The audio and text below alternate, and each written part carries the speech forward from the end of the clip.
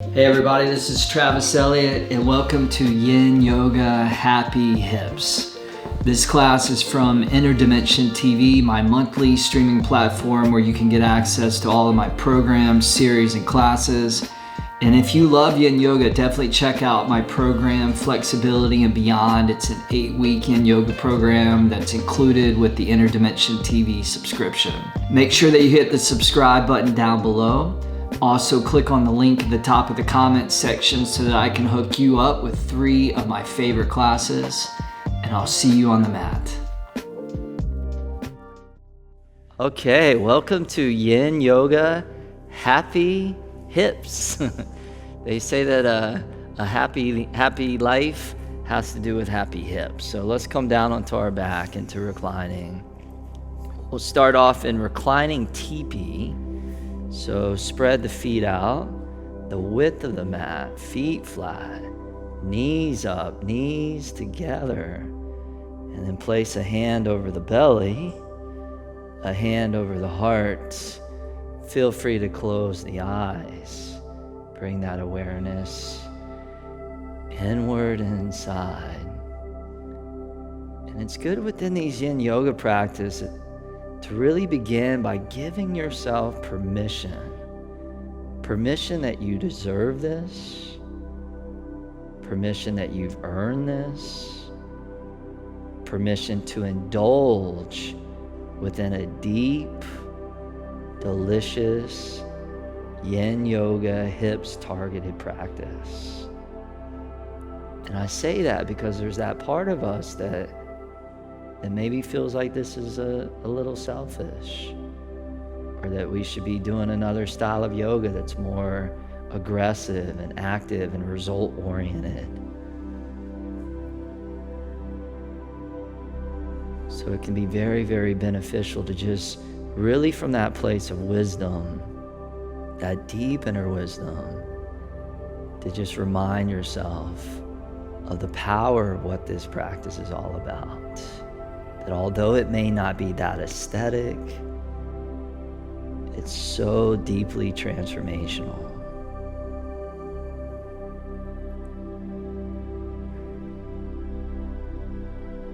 From here, take a nice big inhale through the nose, fill the lungs up, and then out the mouth, exhale, let it go. And then let's breathe together. Inhale through the nose, 1, 2, 3, 4, hold. Exhale out, 4, 3, 2, 1, pause. Inhale, 1, 2, 3, 4, hold. Exhale, 5, 4, 3, 2, 1, pause. Inhale, 1, 2, 3, 4, hold. Exhale, 6, 5, 4, 3, 2, 1, pause. Inhale, 1, 2, 3, 4, hold. Exhale, 7, 6, 5, 4, 3, 2, 1, pause. One more cycle. Inhale, 1, 2, 3, 4, hold. Exhale, 8, 7, 6, 5, 4, 3, 2, 1, pause. Take a deep inhale through the nose, and then out the mouth, let it go. And then just keep that wave of breath just gently moving in and out through the nose. From here, separating the knees, bringing your feet in about the width of the hips, and then lifting your right foot up. Place your right ankle on top of your left knee, left thigh, setting up for reclining pigeon. If you like, you can take your right hand and slip it down through the legs, and then take your left hand and reach around and either grab the left hamstring or the left shin with both of the hands. And then gently drawing the left thigh down and in towards the belly. At the same time, you wrap the outer right hip forward, or you can always leave the left foot down onto the ground or on top of a block and coming into more of a modified reclining pigeon. So we'll be focusing within this sequence and within this practice within the largest joint in your body, where the largest muscles and the largest bones intersect through that joint. So taking care of the hip, the psoas, the femur, and all the connective tissues that intersect through that right hip joint. If you're new to this practice of yin, typically we hold these poses between 90 seconds and 5 minutes, mostly between 3 and 5 minutes. Research shows that about 90 seconds into these long, deep stretches is where the benefits really begin to kick in. And that's where the body activates a certain kind of repair response, where it secretes more hyaluronic acid, more hydration, more water molecules begin to move into those deep, deep connective tissues. And then the result is that the connective tissues become longer, stronger, and more durable. Now, because the connective tissues are the largest organ in the body, it's the medium of the body from the surface of the skin all the way down to the nucleus of all 50 trillion cells in the body. It's what joins everything together. And once we reach a certain age, if we don't have a practice, a deep stretching practice, these connective tissues begin to deteriorate. And then the aging process accelerates, and we lose suppleness, we lose youthfulness within the body. So sometimes we like to call Yin Yoga the fountain of youth, for how it keeps that body young.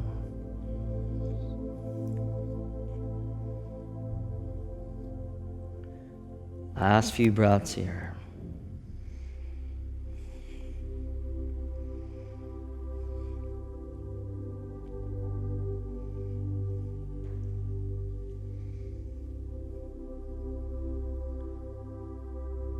From here, give that one last little gentle squeeze.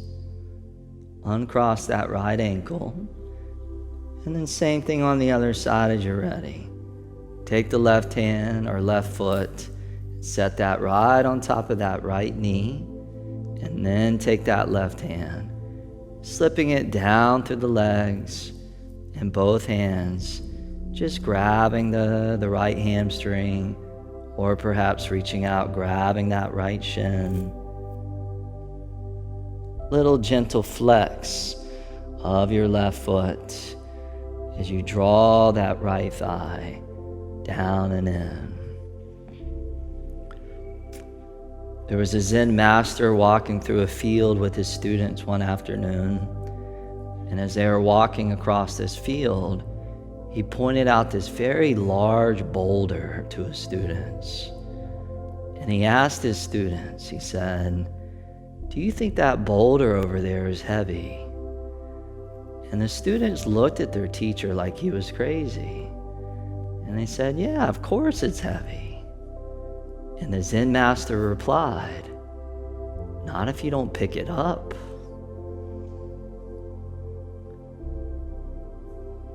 So the moral is, what boulders are we holding on to? What boulders are we carrying? What things that maybe are bogging us down that create unnecessary weight and heaviness and resistance? They say that a person of the Tao takes something away every day. A person of the world adds something on every day. So if we're adding on and accumulating and fixing, we just become bogged down with all this stuff. So the nature of the practice reminds us of that power of just letting go, of simplifying. And as we let go, we create more space. And we find ourselves moving through life with less of that heaviness and more lightness. So as we move through the body and we let go of the deep tensions within the body,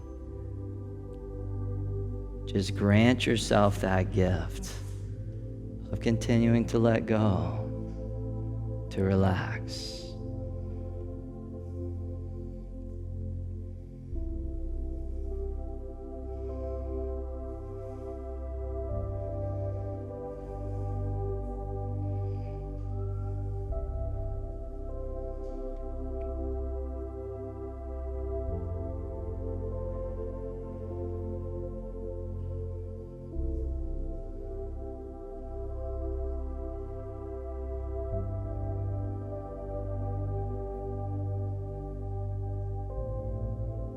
Give that right thigh one last gentle squeeze in. And then uncross that left leg.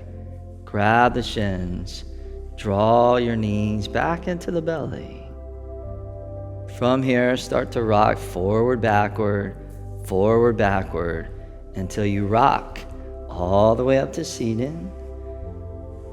And then all the way into a tabletop pose. All fours position. From tabletop, slide the hands forward, tuck the toes under, and then down dog. Go ahead and float your hips all the way up to the sky. Couple breaths there, pressing and rooting down to the palms, sloping up through the hips. From here, right leg lifts up on the inhale. Sleeping swan on the exhale. So swing your right shin all the way up, top of the mat, right knee flares out to the right. The left knee slides back behind you. And you can always put a block underneath the right hip. Could always put a block underneath the back of that left thigh. We don't want to have any tension or impingement in that front right knee. So like Jamie or Trey, support underneath the right hip if you want. And then just letting that torso begin to drape out over top that front right leg. Coming into in Yin Yoga, what we call the sleeping swan. In Hatha Yoga, we often call it pigeon pose.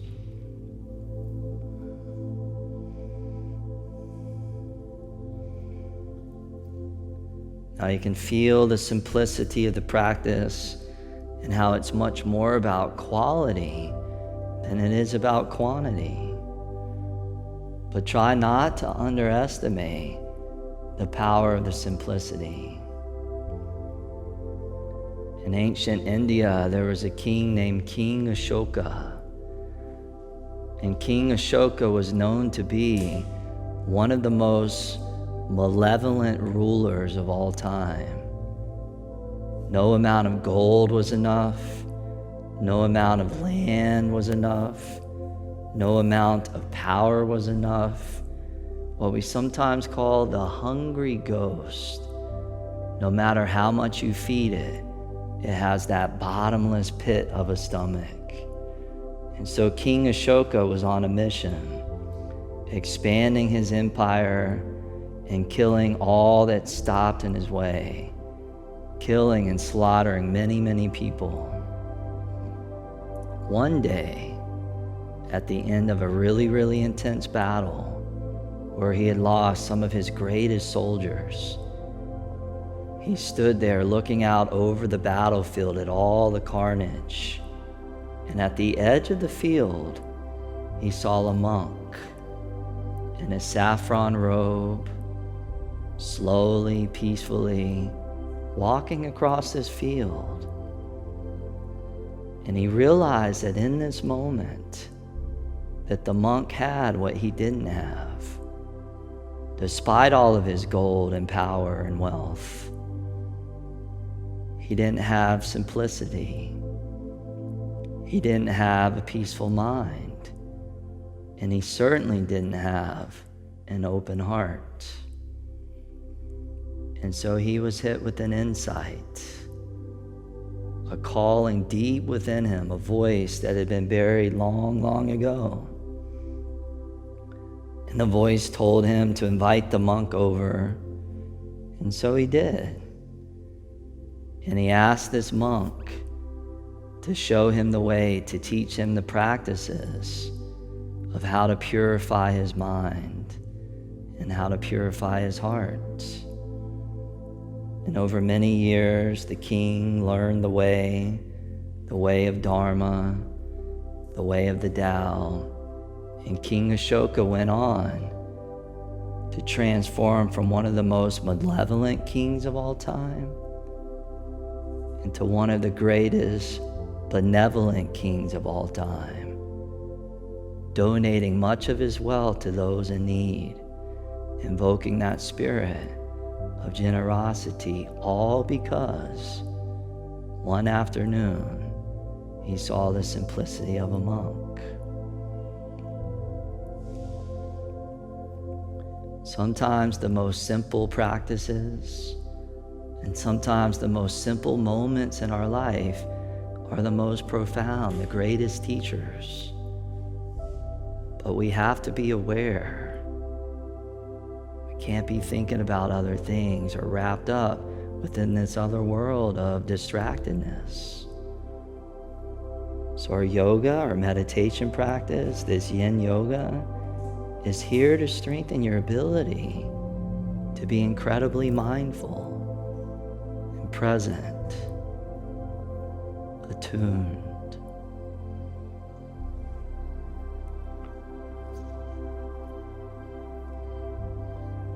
From here, ease your way all the way back up onto the hands.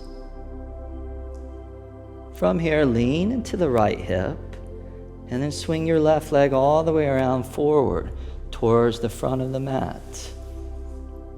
As you extend that left leg out in front of you, go ahead and reach down, grab your right foot, lift it up, and place your right ankle right on top of your left knee, left thigh. And then bend your left foot underneath your right knee, right thigh, setting up for what we call fire log pose, or in Hatha Yoga, what we might call double-seated pigeon. So working with Jamie here, we have a few options. We could put a block in between the foot and the thigh, just like that. We could also have the block go underneath her hips, so we elevate the hips. I'm gonna steal a block from you, Mario. Jamie can use some more support here. So we'll put the block in between the foot and the knee. So that's always an option. The other option is to come into Sukhasana. So she'll take her right shin, she'll cross it over top that left shin, and that's beautiful as well too. So some options here, and Trey's over there showing us the block between the foot and the outer knee. Once you get set up, start crawling your hands out in front of you to your own degree. Fire log pose.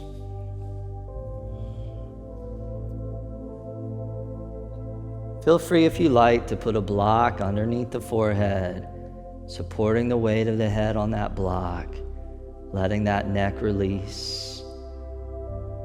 Sometimes if you have a bolster and you have a block, you can kind of create a tower. So you just stack these blocks on top of each other, just depending on how high up you're headed.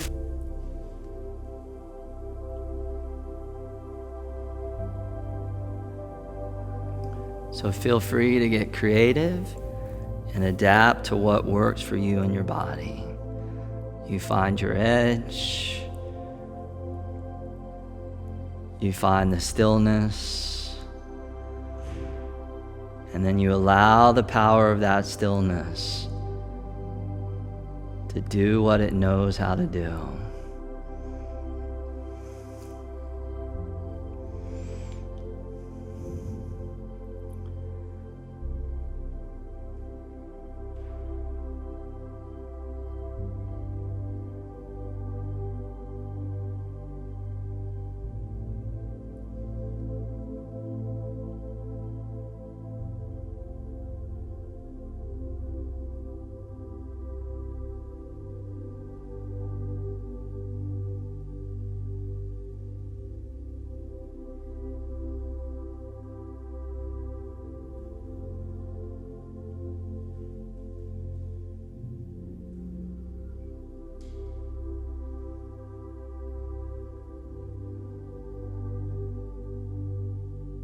You might notice spaces or gaps in between the thoughts, these windows where you can really take a peek into the stillness beyond the thoughts. You might notice the mind drifting away from your yoga practice, the mind that sometimes starts planning, or the mind that starts ruminating.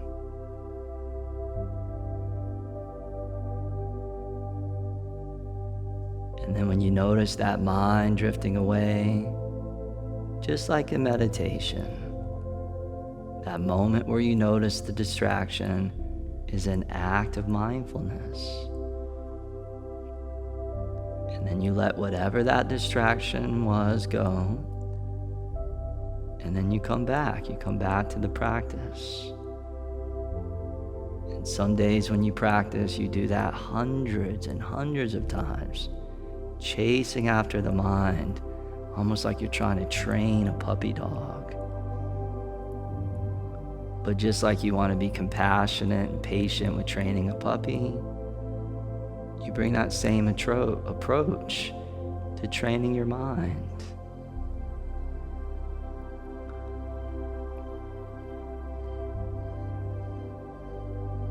And this is how we strengthen our ability to become more present, to become more focused.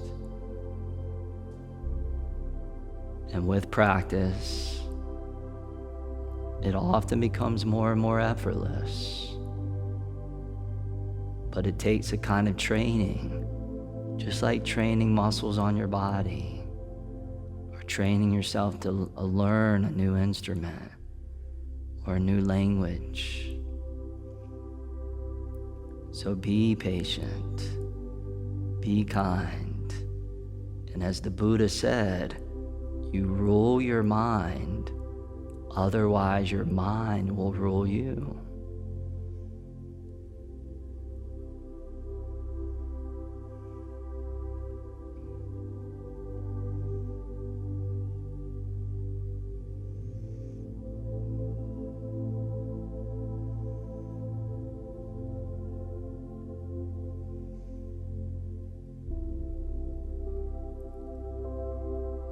Nice and easily, go ahead and come all the way back up. And then from here, just uncross the legs, feet flat on the ground, knees to the sky. Bring your hands behind the hips. And then windshield wipers. Let those knees just flow and oscillate side to side. It's a nice little counter stretch. Just stirring that chi around deep in the hips. And then you can try turning your gaze the opposite way that your knees are going.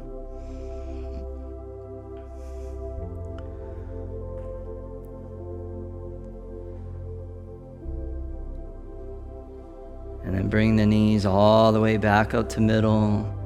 And swing your legs off around to the side, coming back to tabletop. All fours position.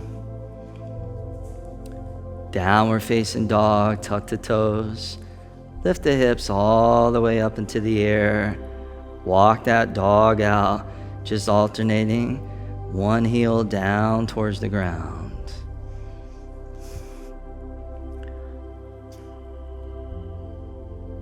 Good. Now take that left leg, float it up on the inhale, easy as can be. And then sleeping swan. Swing that left shin all the way up. Left knee flares out to the left. Perhaps a block underneath that left hip.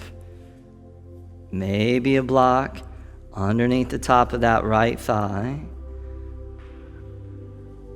And maybe a block underneath the forehead. Once you set yourself up, go ahead and allow yourself to melt and fold all the way over and down. Sleeping swan.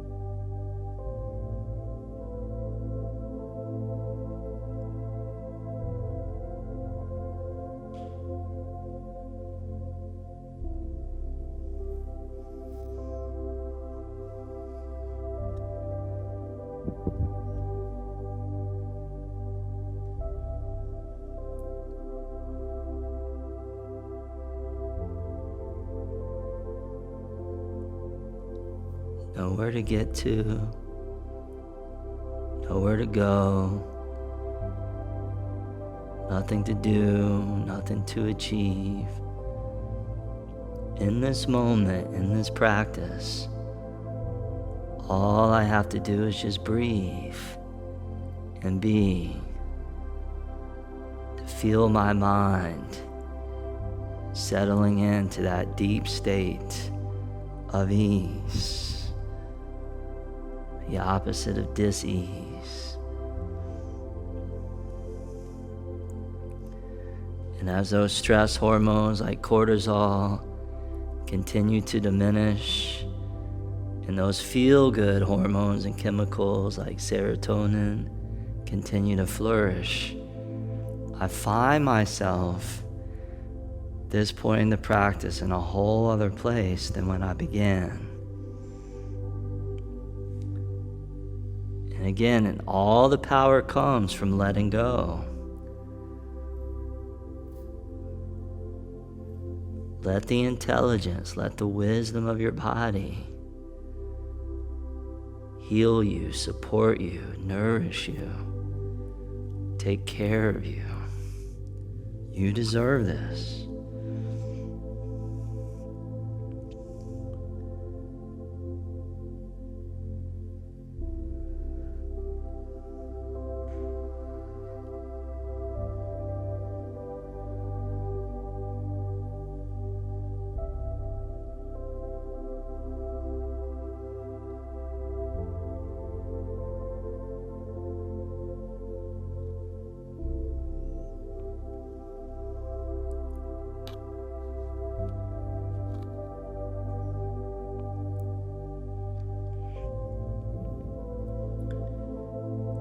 That's it for that one, you guys. Go ahead and ease your way all the way back up onto the hands. Lean into that outer left hip and then swing the right leg all the way around towards the front. With the right leg out in front, grab the left foot, lift it up, place it on top of the right knee, right thigh, Bend the right foot underneath the left knee, left thigh, fire log pose. On the other side, or modified with blocks, or comfortable cross-legged seated position. And then when you're ready, crawling your hands out in front of you to your own perfect degree. Just folding down. The great author Dr. Wayne Dyer said, the body is like the garage where the soul is parked.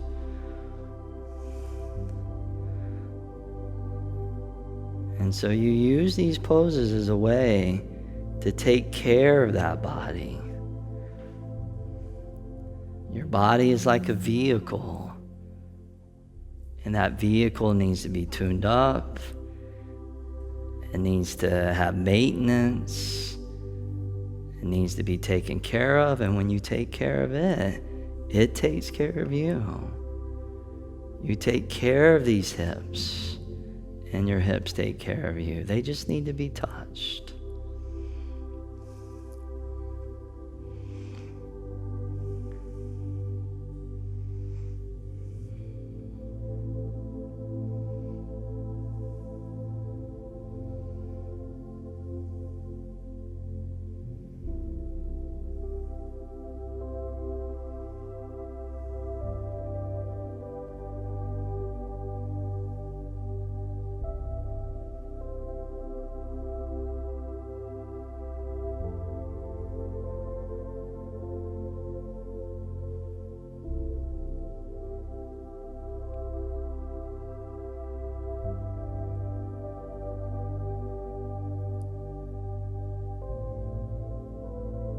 Sometimes within these poses you feel that deep sense of bliss, a pleasure, of sweetness. And other times, and maybe certain poses, it's intense and it's challenging. There's that part of you that wants to run away, especially when you get deep into these hips. And then you learn to breathe through it. Learn to stay with it. And those lessons that we gain in those moments are huge. It teaches how to really respond instead of react. And to find comfort within the discomfort. To find serenity within the intensity. Which of course is very applicable to life. Every day of our lives are being challenged on some level. Every day we're experiencing things that are confronting.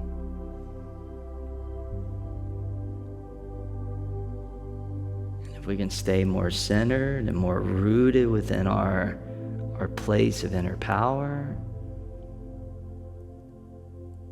then we're able to navigate our way through the ups and downs of life in a way that has a lot less drama and conflict within it.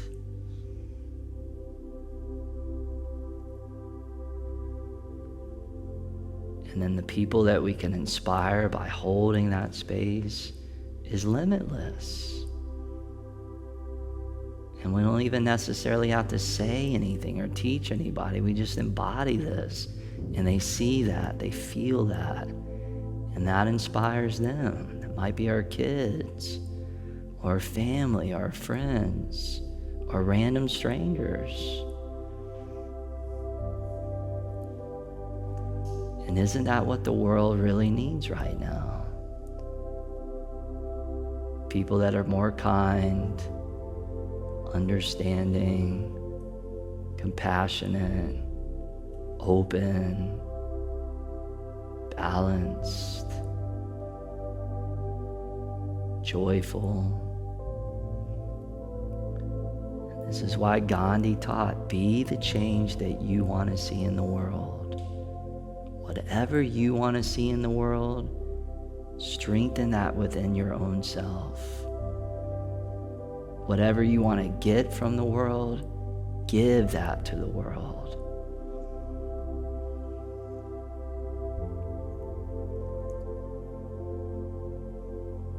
From here, ease your way all the way back up. I know some of you are dying to get out of that one. Good. Uncross the legs. Swing the legs around to the side and come back to tabletop pose, all fours.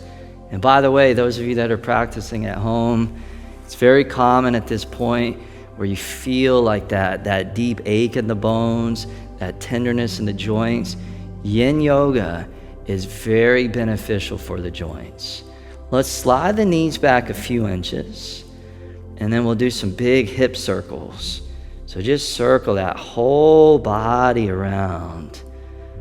And we'll use this as our counter stretch. And these circular movements so good for the ball and socket joints, good for that synovial fluid, getting more of that slide and glide effect within the body. So we're less stiff and poppy and cracky and sticky and just more fluid. When you're ready, go ahead and reverse that the other way.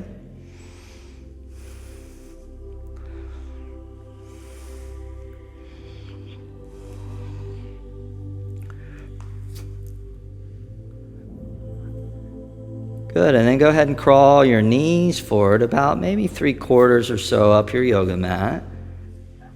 And then bring your left leg in front of your right leg, setting up for shoelay pose.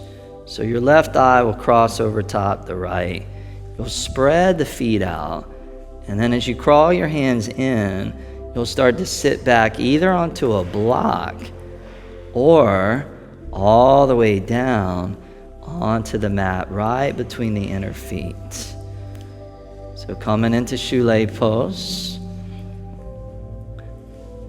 And then hands can rest to the inner arches of the feet. Take an inhale, sit up nice and tall.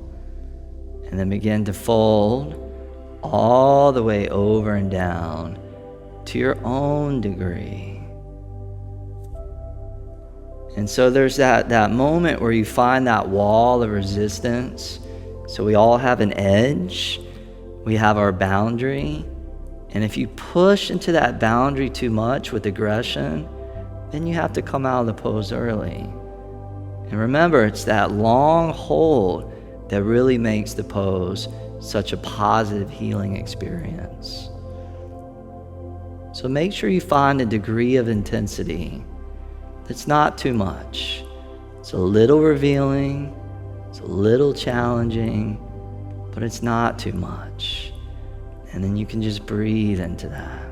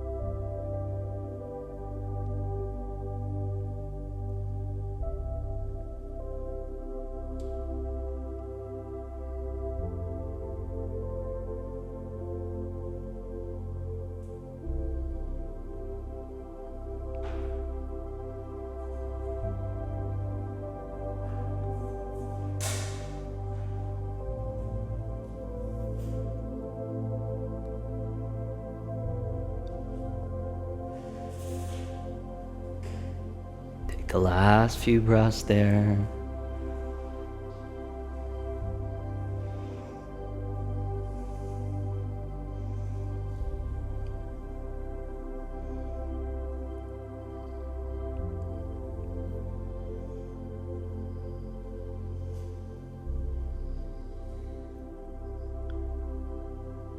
Good, you guys. Go ahead and begin to exit out by coming all the way up onto the hands.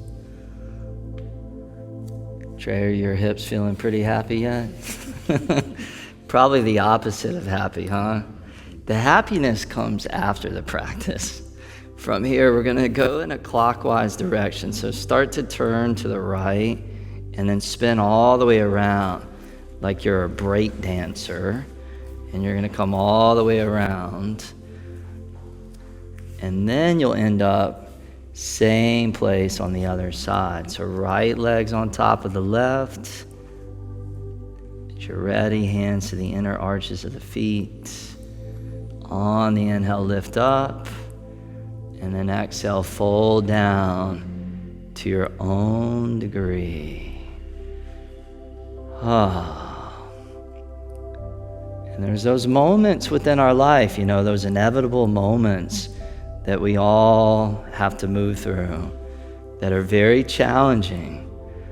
It might be the end of a really long, deep personal relationship, or the loss of a loved one, the loss of a job, the collapse of our finances, maybe a diagnosis that has to do with our own health that shakes us to our core.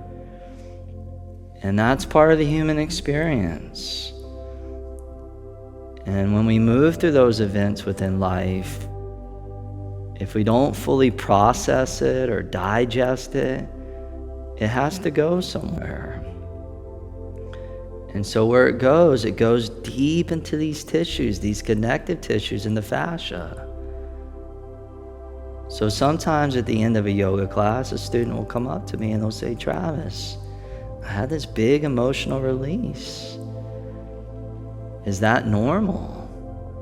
The student's completely freaked out because they just started crying or having some sort of a release. And yes, it's very normal. You're going so deep into the body is deeper than a deep tissue massage.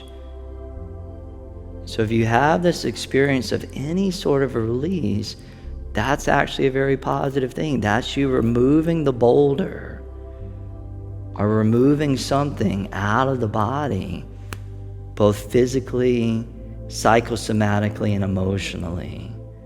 And this is how we get light. And isn't that word light the key word in enlightenment? So maybe that's what that's all about. It's about getting light. Or it's about turning on the light, illuminating those areas within ourselves that we might call the shadow self. But you could strike a match in the deepest, darkest cave on this planet, and in an instant, that light will dispel all darkness away. And this is the power of light, the power of illumination. And every time we do these practices, that's what we're doing. We're shining that spotlight to every nook and cranny of who we are. And then through that process, we deepen our relationship to self. So if you really want to know if your yoga practice is working, take a look at your relationships. And if those relationships are becoming more healthy, then you're definitely on the right track. And it doesn't mean the challenges will go away within the relationships, but the way that you perceive them, the way that you move through them, the way that you navigate through it, that will start to shift.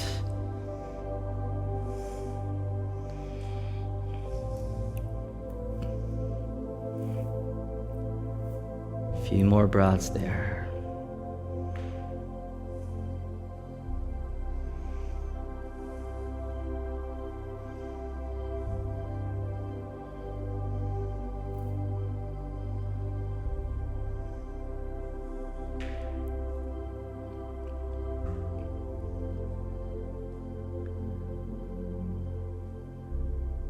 And that is history. Go ahead and ease your way all the way back up. Hands onto the ground behind the hips. I love watching Marielle come out of this one. She's dying to come out. Release the legs. Look at that joy. There, see? The happiness comes when you come out of the pose, right? Go ahead and release all the way down onto your back, all the way down onto the mat. Grab the shins, bring the knees, bring the thighs deep into the belly. Bring the feet down onto the floor. Bring the heels in towards the hips. Reach your arms forward, palms down. And we'll do a little pulsing bridge. So inhale, lift the hips, lift the belly, lift the arms up over your head. And then exhale, reverse that. Arms, hips, back onto the ground. On your own, in your own tempo. But a nice, slow, thorough tempo, as if you had all the time in the world. That's a rarity in modern day living. You feel so rushed, but now, taking my time. I got all the time in the world. Notice that, how it affects your mental state.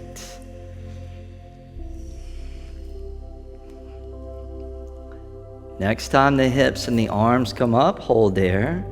Keep the hips up, and then bring your arms around to traditional bridge. Perhaps interlacing the fingers, drawing the arms towards straight, tucking the shoulders underneath and in. Taking the last few breaths there.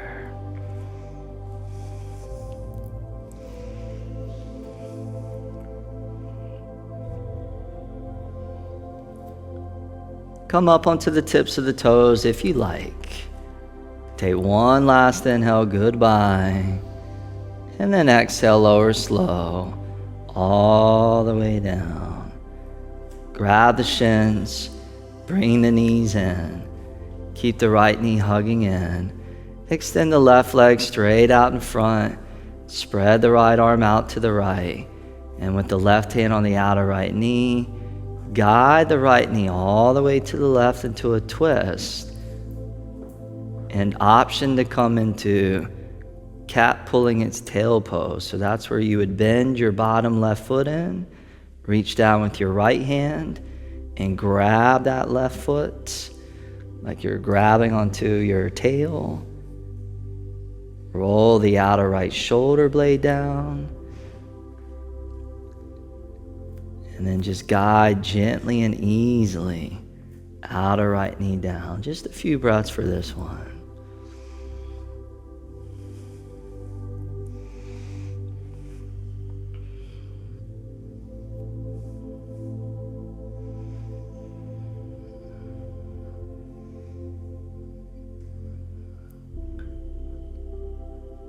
If you're grabbing your tail, release that left foot, left leg.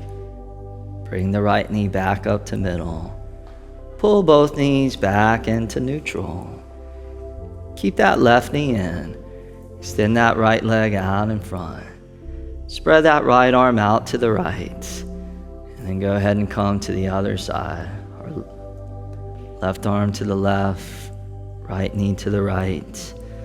Final goodbye twist. If you want to do cat pulling its tail variation, go ahead.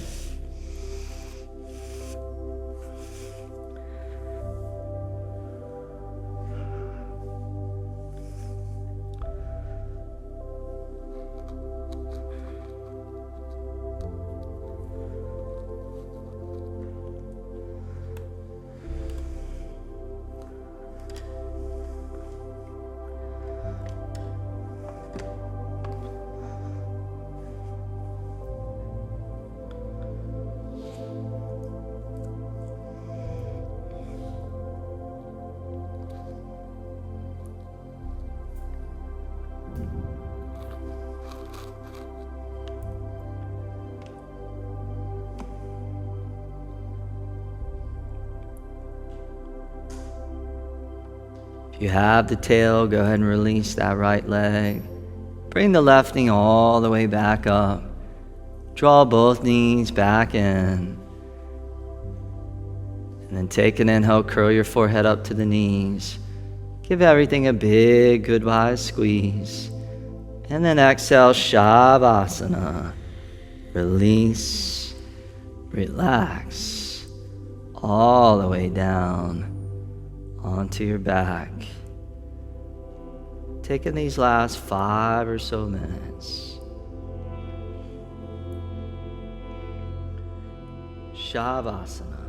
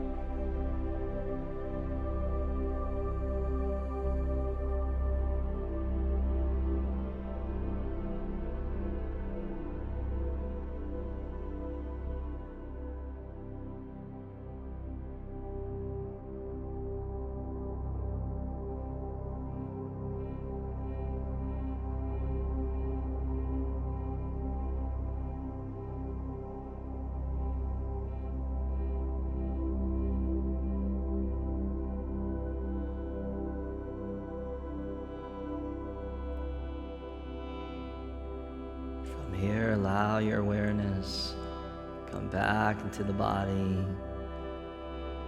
lightly moving fingertips and the toes.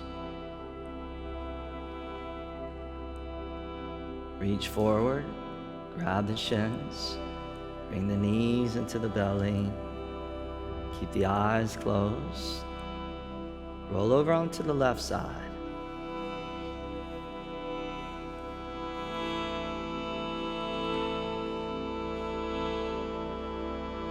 Slowly push yourself all the way up to a last final cross-legged seat. As you get up to seated, both hands to prayer.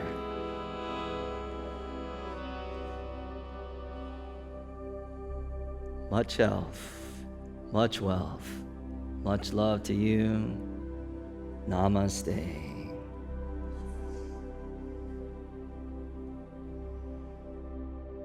Hey guys, I hope you had a beautiful practice. Hope that you enjoyed that. I want to thank you for joining me. It's been an honor. Remember to drop a comment down below and let me know how your class was and where you're practicing from in the world today. Hit that subscribe button down below, and I'll see you next time.